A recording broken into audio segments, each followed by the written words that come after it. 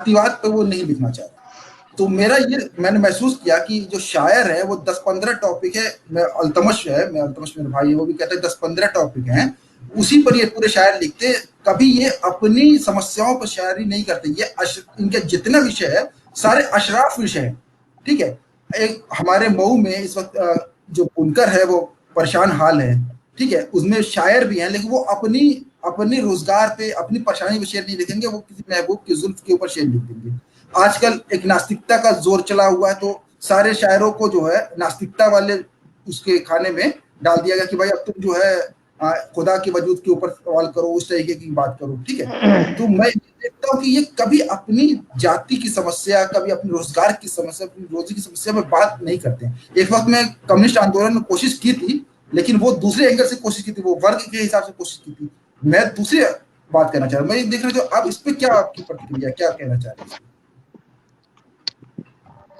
ये जो ये बहानेबाजी है, मैं तो इतना कहना चाहूंगा कि पसमानदा तो छोड़ दीजिए, अशराफ इस तरह बेवकूफ है कि वो अपने बारे में भी नहीं लिखता, अपने हक के। अभी भी वो एक बहुत ही पिछड़े हुए ख्वाब में जीता है, वो एक माजी में जीता है। वो जो मुगलिया टाइम में एक उसका जो राज था, अभी भी वो अपने आप को एक जो अभी का मुसलमान है, हकीकत जो आज की हकीकत है, रियलिटी है जिसमें उसको देखना चाहिए। आज अशराफ की भी स्थिति कोई बहुत अच्छी नहीं है, उसमें भी बेरोजगारी का दौर है, उसको भी रिलीजन के तौर पे सताया जा रहा है, जिसके बारे में उसको ढंग से हकीकत वही पुराना राग हिंदू मुस्लिम गंगा जमुना यही सब वो लिखता रहता है, बड़े पिछड़े ढंग से। जैसे होता है ना कि आज का जमाना जो तारीख है, आज का समय मौजूदा दौर से ताना व ताना वो चले, तो जो आदमी खुद ही के बारे में बेदार नहीं है वो हम लोग को क्या समझाएगा, हमारे ऊपर क्या लिखेगा। जिसको अभी भी जुल्फ और ये सब से फुर्सत, अल्तमस ने सही कहा कि ये 15-16 उसके मजमून है, मजामीन है और उसके मौजू है, उसी पर वो लिखते हैं और कुछ नहीं। और इस तो वो एक पिछड़ा, वो जैसे कि कुछ एक वर्ग है जो सवर्ण हिंदू है, उसके एक वर्ग ने अपने आप को पश्चिमी वो पढ़ाई मगरिबी पढ़ाई करके वेस्ट अपने आप को आगे बढ़ा लिया है। लेकिन ये अकलियत होने के कारण इसका जो एक समाजी सोशल रीजन होगा, ये बड़ा वो तहकीक का वो ये सब्जेक्ट है, हम लोग उस पर खोज कर सकते हैं। लेकिन फिलहाल ये तय है कि अगर हिंदू अशराफ और मुस्लिम अशराफ का अगर आप कंपेरिजन करेंगे तो अपने सोच में काफी पिछड़ा है, और वो अपने मुआशरे को एक जो वो लिखना चाहिए। चलो तुम पसमानदा पे नहीं लिखोगे, हम लोग लिख लेंगे, हम कोई कमजोर नहीं है, हम लोग अब धीरे धीरे तौफीक हासिल हमें भी हो रही है, हम लोग लिख रहे हैं, चर्चा कर रहे हैं भी। लेकिन वो अपने ऊपर भी नहीं लिखता, पसमानदा के ऊपर में क्या लिखेगा। और अगर देखा जाए तो आप तो एक ये हैं, उस्ताद हैं, टीचर हैं, तो आपका एक बहुत बड़ा वो हुआ है पियरे मैसरे करके, मेरा तलफ्फुज दुरुस्त नहीं है मैं उर्दू उतना, तो पियरे उसको क्या बोलेंगे, मैं स्पेलिंग बता सकता हूँ, पॉल फ्रियरे है ना, पॉलो फ्रियरे। तो फ्री जी जी। पेडागोजी ऑफ ऑपरेट उत्पीड़ितों का शिक्षा शास्त्र करके एक किताब है, पेडागोजी की शिक्षा शास्त्र की, जो बीएड में पढ़ाई भी होती है आजकल कोर्स में लगी हुई है। तो उसमें उसने बताया है कि जो आदमी उत्पीड़क है वो भी अगर चाहे तो मुक्त हो सकता है। हम नहीं कहते कि अशराफ जो है मुक्त नहीं हो सकता, मैं शुरू से ही कहता हूँ, लेकिन वो कयादत नहीं कर सकता है क्योंकि उसके पास एक्सपीरियंस नहीं है। उसको पसमानदा के कयादत में आना होगा, उसका फॉलोअर बनना होगा, हमारा फॉलोअर बनना, तो भी मुक्त हो सकता है अगर उसमें कोई जागरूक आदमी है, हमारे साथ साथी के रूप में, हम सफर के रूप में आना चाहे तो आ सकता है। लेकिन ये तमीज भी अशराफ ने डेवलप नहीं की है। उसमें इतना ज्यादा कूट कूट के ये सुपर मैसेज कि मैं श्रेष्ठ हूँ, मैं बादशाह हूँ, अभी भी मुगल वो, अभी भी देखिए ये इसमें चुगताई तो आपकी अभी 20वीं शताब्दी की एक मुसन्निफ है, राइटर है, लेकिन ये मुगल बच्चा लिख के कि मुगल कितना बड़ा चीज होता है, तो अभी इनके अंदर वो माजी बीत गया। अभी हम लोग दूसरे माहौल में हकीकत को अपना स्वीकार कन्फेस करना है, इन्होंने नहीं सीखा। साइकोलॉजी में जिसको बोलते हैं रेशनलाइजेशन, सेल्फ डिफेंस मैकेनिज्म, तो ये नहीं से ये अभी भी सीख पाए कि वो भूल जाए कि भाई ये मुगलिया सल्तनत अब नहीं रहा, और उससे खुद को जोड़ के देखना भी, अगर होता भी तो तुम बादशाह तुम्हारा थोड़ी है, तुम एक आम जनता हो। तो इसको वो महसूस नहीं कर रहा है, वो बड़ा, और अगर हम भी उसका पीछा करते हैं, फॉलो करते हैं, तो जैसे वो नष्ट हो रहा है हम भी नष्ट हो। पसमानदा को जितनी जल्दी हो अशराफ मुआशरे से अपने आप को अलग कर लेना चाहिए, क्योंकि वो गैंग्रीन है। इस तरह ये डॉक्टर साहब हमारे सामने बैठे हुए हैं, इनको मालूम होगा कि अगर पैर में गैंग्रीन हो जाए तो उसको काट देना पड़ता है, नहीं तो वो समूचे बदन में फैल जाता है, आदमी मर जाता है। तो इस मुआशरे को, वो मुस्लिम मुआशरे को बचाना है, मुस्लिम समाज को। सिर्फ मैं पसमानदा की बात नहीं कर रहा, तो इस सड़े हुए गैंग्रीन जो अभी भी मुगलिया में जी रहा है, मुगल बच्चा जैसी कहानियां लिख रहा है, और मंटो वगैरह से हम लोग को अपने आप को काट लेना होगा, क्योंकि वो अतीत में वही माजी में जी रहे हैं। हकीकत के नाम पर आज जो हो रहा है मुसलमान, पहलू खान पे लिखना चाहिए, उसके पसमानदा क्या हो रहा है उस पर लिखना चाहिए। तो ये गंगा जमुना सरस्वती में बीजिए, या जो पसमानदा आपने जो बोला बुनकरों के ऊपर लिखने चाहिए, तो रोमांटिसाइज करते हैं। जिनी जिनी बिनी चदरिया मैंने पढ़ा है, तो या तो बहुत विक्टिम दिखा देते हैं, कीड़ा मकोड़ा, और नहीं तो बहुत जुलाहे यार जुलाहे ऐसा लिख देते हैं। बीच में जो हकीकत होता है दरमियाना, मोहम्मद साहब बोलते हैं कि दरमियाने में ही हकीकत है, हमारा सलूक जो है वो दरमियाना होना चाहिए। अच्छा फकीर भाई, इससे याद आया कि एक ये कविता तो लिखी गुलजार साहब ने, खालरा साहब ने, कि मुझको भी तरकीब सिखा दे मेरे यार जुलाहे। अब कहेंगे कि देखो जुलाहे तो इतनी सी कविता लिखी गई है। तरकीब अगर जिस दिन सिखा दिया ना तो इनकी हालत बिगड़ जाएगी, पेचिस हो जाएगा इनको गुलजार साहब को। मैं बता रहा, जुलाहे की जिंदगी जितनी कठिन है उसको मौसम पे डिपेंड करना रहता है। मौसम में जरा सा ह्यूमिडिटी हो गया तो उसका कपड़ा नहीं सूख पाता है, उसको कपड़ा सिर्फ बुनना नहीं है, सुखाना है और बेचना भी है, ऑल इन ऑन है। इस तरह का जाति का स्ट्रक्चर बनाया इन बदमाश लोगों ने कि एक बेचारे को जुलाहे की जिंदगी मैं ही जानता हूँ कि कैसा होता है। इसीलिए बार बार कबीर साहब बोलते हैं कि मैं जुलाहा हूँ, ताकि उनके दुख को आप समझ सके, वो अपने दुख को व्यक्त, इन्होंने सही बोला, वो जब जुलाहा बोलते हैं तो अपने दुख को व्यक्त करते हैं, और जब अपने आप को ब्राह्मण इकबाल बोलता है तो अपने अहंकार, अपने गुरूर को वो उस टाइम में पेश कर रहा होता है, ये अपने दुख को। इसीलिए वो कहते हैं कि दुखिया साहेब कबीर है, जागे और रोए, सुखिया सब संसार है, सोए खाए और सोए। तो अपने दुख को साफ साफ बोलते हैं, इनके तरह वो बहाने, और उल्टे उनको बोल देता है कि इनकी भाषा बड़ी उलझी हुई है। कबीर की वो अपने बारे में बोलते हैं, मैं कहता सुरझाई, तू कहता उलझाई। हम लोग कबीर की संतान है, हमारी भाषा बड़ी साफ है, कोई इसमें लुकनत नहीं है, साफ साफ भाषा में हम लोग बोलते हैं, स्पष्ट है। इसीलिए इनको बुरा लग जाता है। हम भी घुमा के जलेबी छाने जुल्फ को परेशान करे रहे शानों पे तो बड़ा इनको अच्छा लगेगा, हमारी जुल्फ शानों पे नहीं कानों पे परेशान होती है। बहुत खूब, बहुत खूब। लेकिन साहब देखिए, अगर ऑडियंस में से किसी का सवाल है तो ले लें, अगर कोई सवाल किसी का है। जी सवाल तो है, लेकिन कुछ उर्दू अदब से सवाल बहुत कम है, ठीक है। जैसे एक फैयाज फैजी साहब ने लिखा है, फैज फैयाज ने लिखा है कि आजकल उर्दू बोलना पसमानदा में स्टेटस सिंबल समझा जाता है। असम में भी वही हो गया, हाँ, हो चुका है कि हाँ जी जी जी, ठीक है। फिर मुजीब आलम कुरैशी साहब ने लिखा कि बहुसंख्यक समाज ने विदेशी संस्कृति और खानदानी रिवायत को त्याग दिया। खैर कितना सच है इस पर बात करेंगे। फिर अब्दुल रहमान साहब ने लिखा, I have a call article criticism in Muslim, I will share. मतलब वो कह रहे कि मेरे पास एक आर्टिकल है, मैं शेयर कर दूंगा, तो वो जब शेयर कर अच्छी बात है। अच्छा, देवकरण साहब कह रहे हैं कि 341 के ऊपर बात होनी चाहिए, क्योंकि मुस्लिम SC आरक्षण में वृद्धि किए बिना पसमानदा को शामिल करने से विवाद गहरा जाएगा। तो ये अलग मुद्दा है। हाँ, अलग मुद्दा है जी, हाँ, अलग मुद्दा। फिर एक है अर्श खान, ये कह रहे हैं कि इस्लाम में नास्तिकों का बहुत कम होने की क्या वजह है, और अल्लाह हमेशा देख रहा है, देख क्यों नहीं रही है। मतलब कि वो जेंडर के ऊपर कह रहे हैं कि किस तरीके से अल्लाह को मुज़क्कर बना दिया गया, मुअन्नस नहीं है, मतलब कि किस तरह मेल है फीमेल नहीं। तो इसके ऊपर वो एक मेरा एक सवाल है कि ये डाटा उनको कहाँ से मिला।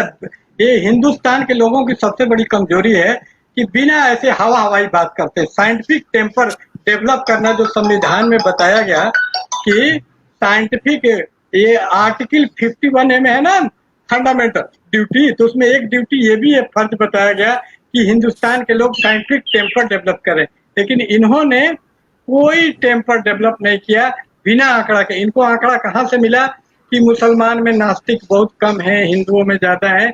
ये आंकड़ा, ये तथ्य ही गलत है। और दूसरी बात बता दें कि नास्तिकता को इतना जो एक ग्लैमर समझ रहे हैं ना, तो सबसे बड़ा नास्तिक हिटलर का गुरु था नित्शे। सबसे पहले नित्शे ने कहा था गॉड इज डेड, भगवान मर चुका है। पहली घोषणा नास्तिकता के उन्हें खुलेआम स्पष्ट शब्दों में की थी। बड़ा फेमस उसका कोटेशन है, गूगल सर्च कर लीजिए, गॉड इज डेड। और गॉड इज डेड के संतानों ने सबसे ज्यादा कहर बर्पा किया।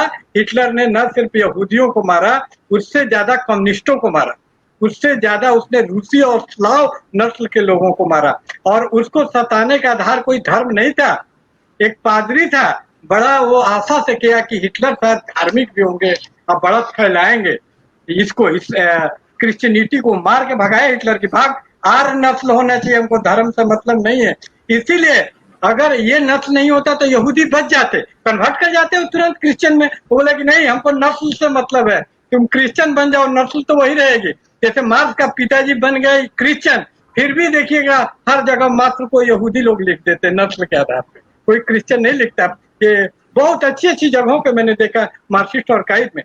तो ये नस्ल पे वो लड़ रहा था, नस्ल उसके लिए, धर्म उर्म कभी इतना बना। इसलिए नास्तिकता आस्तिकता मेन प्रश्न नहीं है, ये भटकाने की कोशिश है। न मैं आस्तिकता का समर्थक हूँ, ये संविधान इसमें सबसे बैलेंस है। ये निजी आस्था का मामला है, तुम मानो ना मानो, तुम थोप क्यों रहे हो। जिस तरह किसी पर आस्तिक इस्लाम हम थोपे तो बहुत बुरा होगा, उसी तरह नास्तिकता ही जो थोप रहे हैं बार बार, हम नास्तिक लोगों का मजाक उड़ाते हैं, ये गलत है। और ये जो इस्लाम का कहना है कि लकुम बलिया दिन, तुम्हारा दिन तुम नास्तिक मानो, किसी नास्तिक को लीच कर दिया जाए तो सबसे पहले ये फाकिर खड़ा होगा उसके पक्ष में, मैं बता रहा हूँ। क्योंकि वोल्टेयर ने कहा कि डेमोक्रेसी यही है कि अपने विरोधी के भी अधिकार के लिए आप खड़े हो जाए। तो मैं नास्तिक लोगों के अधिकार, लेकिन उनसे भी मैं उम्मीद करता हूँ कि वो मुसलमानों का मजाक उड़ाना बंद करें।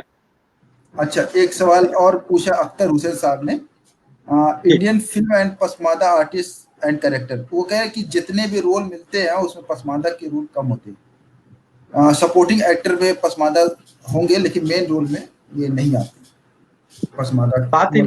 बात इनकी सही है। इसी को मैं इनविजुअलाइजेशन करता हूँ। किसी आदमी को मारने के लिए किलिंग बाय साइलेंस, कि वो एग्जिस्ट ही नहीं करता है, हमको लावजूद समझते हैं, हमारा नन बीइंग वजूद ही नहीं है। तो चूंकि इनके नजर में, तभी तो अल्लामा इजाद का कहीं जुलाहा शब्द ही नहीं आता। उसका लिटरेचर में आप फाइंड एंड सर्च मारिए, जुलाहा लिख के आएगा ही नहीं। आप मंसूर लिख के, खटिक लिख के, और जो आज के लोग जिनके यहाँ आएगा मोचिन, तो वो एकदम गंदे रूप में आएगा। जिसको सिग्निफाइड का आप सवाल पूछ रहे थे, तो उसका जवाब ये, एक कहानी है इसमें चुगताई के लिहाज। तो उसमें देखिएगा कि क्योंकि बहुत सताते थे और भी कारणों से, ये जिसको होमोसेक्सुअलिटी, लेस्बियनिज्म, ये अशराफ औरतों में तेजी से फैल रहा था। तो ये अपनी औरतों को दिखाना चाहिए कि अशराफ औरतों में फैल रहा है। तो इन्होंने उसमें जो पात्र चुना, नवाब का चुना, तो नवाब की औरत ऐसी कर रही, यहाँ तक तो हकीकत और सच था। लेकिन उन्होंने क्या चीज कहा है, ये नवाबिन छोटी जाति की, नीच जाति की औरत थी। और उसके साथ जो हम बिस्तर होती थी, जो नौकरानी थी, वो भी डोमिन और मोचिन थी। साफ साफ लिखा है, काली कलूटी, स्टीरियोटाइप किया है। आज के जमाने में लिख दे तो उस पर केस हो जाए SC ST एक्ट पे। लेकिन बड़े गंदे ढंग से लिखा है लिहाज में कि मोचिन थी, काली कलूटी, पता नहीं वो नवाब इतनी सुंदर थी, वो भी छोटी जात। यानी छोटी जात का आदमी होता है तो वो लेस्बियन होता है, होमोसेक्सुअल होता है, इस तरह रिप्रेजेंट करना। जबकि हकीकत क्या, यानी जो हकीकत में वो काम कौन कर रहा है, अशराफ की औरत कर रही है। लेकिन उसको नीचा दिखाने के लिए जो उसको सिग्निफायर है, जिस पात्र को हम चुनेंगे उस घटना को दिखाने के लिए, यानी हम जो अपना चादर चुनेंगे वो मैला चुनेंगे, छोटे जात को चुनेंगे। यानी सेक्सुअल फ्रीडम को हमको दिखाना है तो उसमें छोटे जात की औरत को चुनती है। कहानी घर वाली है इसमें चुगताई की। इसको भी अगर लिबरेटेड वुमेन को दिखाना है, किसको, ये अपना बंटो को, तो वो एक घाटिन, छोटी जात के घाटिन जाति को दिखाएगा। कैसे इशारा किया, वो आ गई या सो भी गई, कोई उसको लाज है नहीं है। इजी ले जिसको अंग्रेजी में बोलते हैं। तो जब भी सिग्निफायर करना है इजी औरत को, तो सिग्निफायर के रूप में उसको अर्थ दिखलाने के रूप में छोटी जाति पसमानदी औरतों को ये लोग लेते हैं। इसी से ऐतराज है, और इस ऐतराज पर इनको शर्म आनी चाहिए थी। लेकिन ये तो उल्टा तोहमत बुत हमको कहे काफिर अल्लाह की मर्जी। अल्लाह की मर्जी, क्या बात भाई, बहुत ही अच्छे, बहुत फाइनल और अच्छे नोट पे आपने बात कहा कि बुत हमको कहे काफिर अल्लाह की मर्जी है जी। और आपको फैयाज भाई कुछ कहना है, वरना मुझे लगता है बहुत ज्यादा देर हो गई है, 1:15 जी हाँ, जी हाँ, बात तकरीबन आ चुकी है। अगर कोई आपके जहन में कोई सवाल है तो कर सकते हैं, वरना फिर जो है क्लोज करें। हाँ, सवाल मैं बहुत शुक्रगुजार हूँ, बहुत शुक्रगुजार हूँ, आपने मुझको मौका दिया और आपने मौका दिया और मैं आपने जयप्रकाश फाकिर साहब ऐसी शख्सियत के साथ मुझे बोलने का, बात करने का मौका दिया। जी, मैं पढ़ता हूँ। My question is how to deal with Ashraf when we question anything about a caste related issue within Indian Muslim, they label us Islamophobic. देखिए, एक वो है, अभी बीच में बात हो रही थी, मैं बात कहना चाह रहा था कि वो उर्दू में इस्लाम महफूज है, ये हर चीज को ना एक ऐसी चीज से जोड़ देते हैं ताकि अगर आप इसका विरोध करेंगे तो उसका विरोध है, आप उर्दू का विरोध करेंगे तो इस्लाम का विरोध हो जाएगा, इस्लाम का विरोध करेंगे तो अल्लाह के रसूल का विरोध हो जाएगा, सैयद का विरोध करेंगे, ये उससे जोड़ देते हैं इस्लामोफोबिया। ये पिछली में भी आपने मुझसे पूछा था, ऐसी कोई बात नहीं है, कोई भी स्टडी इस्लामोफोबिया को फिर से डिफाइन करना पड़ जाएगा इन लोगों को। तो अच्छा, इनकी भी टेक्निक वही राष्ट्रपति वाली है कि हमारा विरोध करोगे तो राष्ट्रद्रोही हो जाए, वही राष्ट्रपति टेक्निक है, दोनों दुश्मन है लेकिन इनकी टेक्निक सेम है। हम लोग बात कर रहे हैं, अभी हमारी सारी बातें भाजपा समर्थित हो जाएगी, यहूदियों की चाल हो जाएगी और इस्लामोफोबिक हो जाएगी। ठीक है, हमको सिरे से नकार दिया जाएगा कि ये जितना ये लोग बोले हैं सब बकवास है, कूड़ा है, और दरअसल ये भाजपा की पिच सेट कर रहे हैं। अभी देखिए, अभी हम लोग ये खत्म करेंगे और ये बात होनी शुरू हो जाएगी। ठीक है, तो इससे डरने की जरूरत नहीं है। ये म्यूचुअल है, उनका लिखा हुआ हमारे लिए कूड़ा है कि इसको कहा जाता है कि वो एक कबीर साहब ने बोला है कि तेरे मेरा मनवा एक कैसे हो रहे तो उनका और मैं कहता सुलझाई रहे, तू कहता सुलझाई हो, तो तुम उलझाने के लिए हमको कूड़ा ओड़ा डेमोरलाइज करने का कोशिश करते हो। हमारा जवाब ये है, वो जमाना चला गया, जैसे फैजी ने बोला, अब हम जरा भी डेमोरलाइज नहीं होने वाले हैं, तन के खड़े हैं। अच्छा, इसी से मैं रिलेटेड सवाल कर दूं, ये बोलते हैं कि अभी वक्त नहीं आया। मुझसे कई अच्छे मेरे पर्सनल दोस्त हैं, अच्छे दोस्त हैं मेरे, तो कहते हैं कि देखो अभी वक्त नहीं आया, अभी ऑलरेडी इस्लामोफोबिया अपने चरम पर है, तुम लोग फिर उनको लकड़ी दे रहे हो आग में। ठीक है, तो ये अच्छी बात नहीं है, तो जब वक्त आए तब बोलना। तो अब वो कब आएगा मुझे नहीं पता, लेकिन वो ये बात कहते हैं कि अभी वक्त नहीं इनसे पूछिए कि 1400-1500 साल में वक्त नहीं आया। इन्हीं का एक शायर है, गालिब लिख गया है कि कौन जीता है तेरे जुल्फ के सर। बहुत सही जवाब। आग को चाहिए उम्र असर होने तक, कौन जीता है तेरे जुल्फ के सर। जितना पत्थर दिल ये हैं अशराफ लोग, गाली देते हैं हम लोग को। अच्छा, अगर ये पत्थर दिल नहीं होते, मेरे आंख में आंसू आ जाता है कि जब मैं पसमानदा औरतों की बेइज्जती इनका जो उसमें पढ़ता हूँ, मैं एकदम खुदा को हाजिर नाजिर मान के कहता है, मैं किसी अशराफ औरत को बदला इंतकाम लेने कभी इतने गंदा नहीं लिख सकता हूँ। मैं एहतराम करूंगा एक ख्वातीन का, एक मुस्लिम होने के नाते। ये पसमानदा चरित्र है। हाँ, इनको हम पर दया ही नहीं आती, कितना बेइज्जती, इनको जरा भी कयास नहीं होता कि इतना गंदा लिख के मंटो जो घाटिन को लिखता है, हम तो उसको बहन समझ रहे हैं ना, और उसके बारे में जब ऐसा लिखा रहता है तो सख्त रंज होता है। और बहुत मैं दुख के मारे में अपने रंज का नहीं बता सकता हूँ। मैं अभी हंस रहा हूँ कि एक है कि लब में है मुस्कुराहट, दिल खून के हो रहा है, मैं क्या बताऊं फाकिर भीतर क्या हो रहा है। तो भीतर में बहुत मैं रंजीदा हूँ कि ऐसा चीज लिखे, और हम लोग कुछ नहीं कर पाते हैं, और कुछ बोलने की कोशिश करते हैं तो वो कुंवड़ा हो जाता है। इस पे हेल्पलेसनेस से, इस बेचारगी से अगर अशराफ गुजरे तब उसको समझ में आएगा। यहाँ तो सैयद साहब चले जाते हैं बीजेपी का राम मंदिर बनवाने, हम लोग को गाली देते हैं, शर्म नहीं आती। हम लोग ज्यादा वाले हो जाएंगे ना। हाँ, हर पार्टी में सैयद मौजूद है, भाजपा में सैयद मौजूद है, लेकिन अगर अभी होगा पूरा भाजपा का। अगर हमको भाजपा बोल रहे हैं तो भाजपा का आज से फुल फॉर्म में बदल देता हूँ, भारत का जन्मजात पसमानदा, मतलब भाजपा। बहुत खूब। मैं हम लोगों ने यहाँ जन्म लिया, जी बिल्कुल भाजपा है। भारत का जन्मजात पसमानदा है। हाँ, लेकिन बोला था कि जन्म तो लिया है हिंदू, हिंदू नहीं लेंगे, जन्म लिया है पिछड़े पसमानदा के रूप में, लेकिन एक दिन सबसे आगे जाके दिखाएंगे, हम सबसे आगे और तुमसे ज्यादा पढ़े लिखे होने का दावा करते हैं। और देख लीजिए तीनों लोग हैं सबसे ज्यादा, ये जो बोल रहे हैं कि हलाल खोर की बेटी सुंदर होगी, और सबसे खूबसूरत नौजवान अब्दुल्ला मंसूर हमारे आगे बैठा हुआ है, ये यूसुफ है इस जमाने का, हमारे दौर का बस भाई बहुत ज्यादा हो जाएगा। अच्छा ठीक है, सारी बातें हो गई। अल्लाह हाफिज। एक फाइनल नोट आप फाइनल नोट के साथ बात खत्म करिए लेनिन मौदूदी साहब। देखिए सारी बातें ये थी कि हमने इससे पहले कई आर्टिकल, 3 का आर्टिकल, कम से कम 3 से 4 आर्टिकल उर्दू के ऊपर आया हुआ था। उसको कई सवाल थे कि हम लोगों ने उर्दू को सही से डिफाइन नहीं किया, और उस उर्दू के अशराफ चरित्र की जो हम बात करते हैं वो दरअसल एक हमारा पसमानदा द्वारा लगाया गया एक झूठा आरोप है। मंटो के ऊपर, इस वक्त चुगतई के ऊपर जो बातें कही गई है वो दरअसल उनको बिना समझे कही गई है। इन्हीं सब आरोपों का जवाब देने के लिए हम आज मौजूद थे। हम इंतजार कर रहे थे कि आपके और क्वेश्चन आए ताकि उन क्वेश्चनों को एंटरटेन किया जाए, लेकिन वैसे कोई क्वेश्चन नहीं आया। और जब जिस विषय से जुड़ा हुआ लाइव होता है, हम कोशिश करते हैं उसी विषय से सवाल लिया जाए। उसके अलग विषय से सवाल लेंगे तो फिर वो लाइव, वो विषय से बहुत भटकने वाली बात हो जाएगी। तो ऐसा नहीं, ये उर्दू वाली बहस अभी खत्म हो गई है। आपके सवाल होंगे, आप सवाल डालिए, इसी वीडियो के नीचे डालिए। अगर वो 10-12 सवाल हो जाएंगे तो हम दोबारा उस पर लाइव आके दोबारा उसका जवाब दे देंगे। ठीक है, तो हम सवालों से नहीं भाग रहे, किसी भी सवाल से नहीं भाग रहे। ठीक है, हमने इस लाइव को आप दोबारा से देखिए, जो अभी लाइव में जुड़े हैं वो ठीक है, जो नहीं जुड़े हैं बाद में देखेंगे, वो कोशिश करिए कि अपना सवाल इसके इसी में डाल दे, ताकि जो है बाद में हम सवाल का जवाब दे सकें। जी चलिए ठीक है, बहुत बहुत शुक्रिया जी, धन्यवाद रियाज भाई, बहुत बहुत शुक्रिया। फिर मिलेंगे हम लोग, फिर अगले लाइव में मिलते हैं। जय पसमानदा। जय पसमानदा।